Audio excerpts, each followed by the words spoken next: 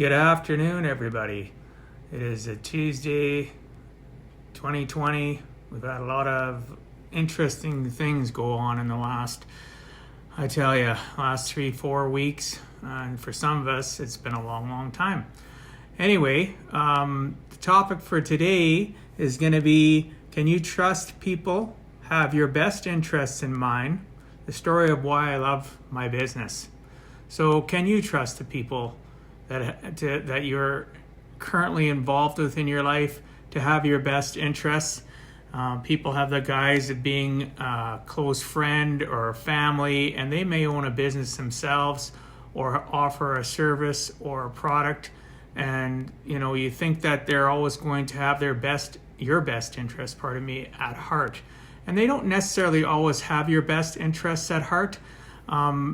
Here's why. Years ago, before I ever got into the financial services industry, I was still married.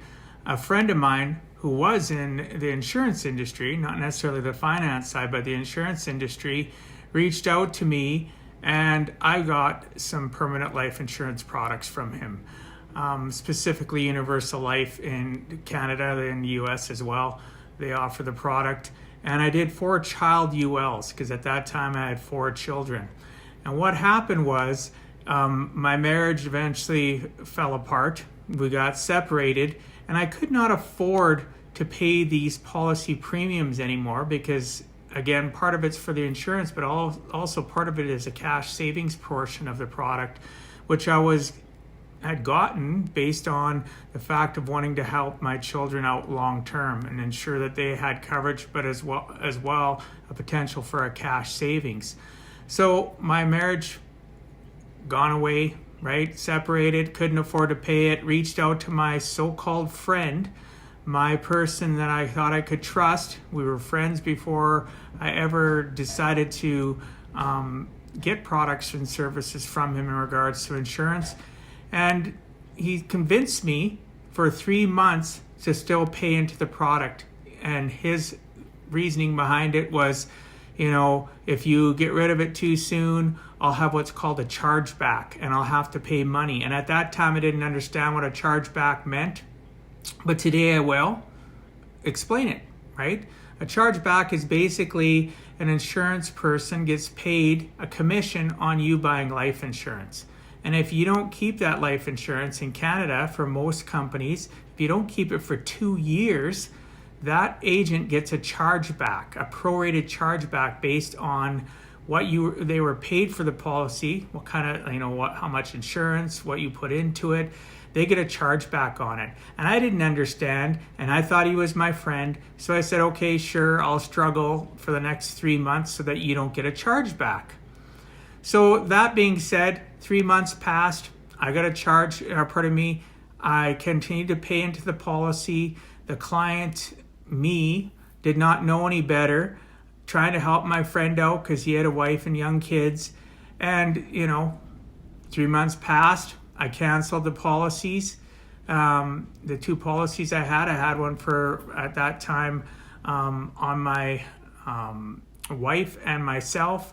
I managed to keep the kids' policies, but what happened is fast forward years later when I got into financial services myself and decided to do both investing and insurance. I'm a very tenacious person, so I wanted to learn all the rules and regulations and how these products work. I actually reached out and got the contracts for what I had prior. Right? Read through the contracts and found out, little be known, I had been paying into them for quite a few years, that I had what's called a fund value. That fund value, I could have put the insurance policy on a premium holiday. What does that mean? Well, I could have stopped paying on those 2 policies for my now ex and myself, but yet I would have still had coverage. So the fund value or cash value the product had would have continued to fund the policy for just about 2 years based on the numbers that I still had access to. I still had old statements. This agent either didn't know, was ignorant, did know and was just stupid and didn't care, was more concerned about his family's comfort and safety than mine. So I ended up going a period of almost 3 years without life insurance. So if something happened to me, my family would have been in trouble, right? And if a tragedy had happened, my family would have had to pick up the pieces to support my kids. So my extended family would have had to help out and take care of them. But had that person who had sold me those products initially knew their stuff, taught me properly, or, maybe he didn't have the ability to teach me. Again, some people are just product driven. Anybody can be taught to sell a product, doesn't mean they understand the passion and the lessons behind what needs to be taught to sell that product and make sure that you understand it.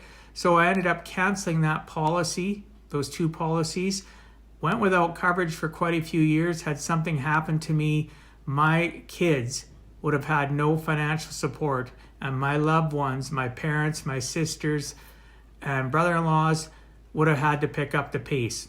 Could they have financially? I don't know. I really don't know back then, because that was already 20 years ago. But I do know that not everybody has your best interests at heart, right?